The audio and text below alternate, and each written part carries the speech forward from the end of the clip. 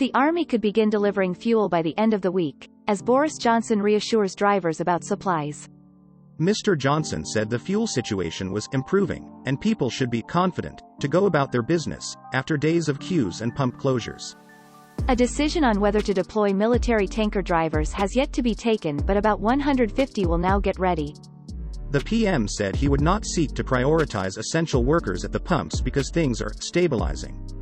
Labour said the government had let the country crash from crisis to crisis, with leader Sir Keir Starmer expected to highlight the issue in a key conference speech later.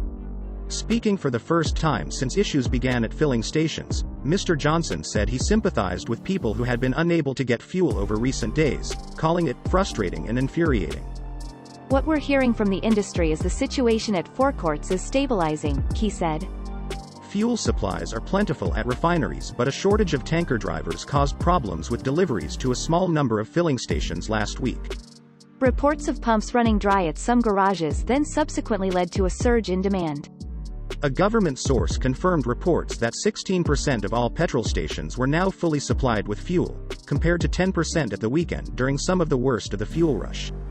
The source said that 40% of petrol stations being fully supplied was a more normal figure before demand spiked. The Petrol Retailers Association said there were early signs the pressure was starting to ease at the pumps. The PRA, which represents nearly 5,500 of the UK's 8,000 stations, said about 37% of its sites had run out of fuel, compared with two-thirds being without on Sunday. Sainsbury's, which has 315 filling stations, said it was still experiencing high demand for fuel, and that all our sites continue to receive fuel. A hypothetical analysis by BBC Two's Newsnight estimated that it would take around 8 days for every vehicle in the UK to fill up under current higher levels of demand. With the crisis having started 5 days ago, some experts are predicting that the balance between demand and supply could even out by Saturday. Brian Matterson, chairman of the PRA, said, "Potentially, we could reach a point of some equilibrium between supply and demand towards this weekend."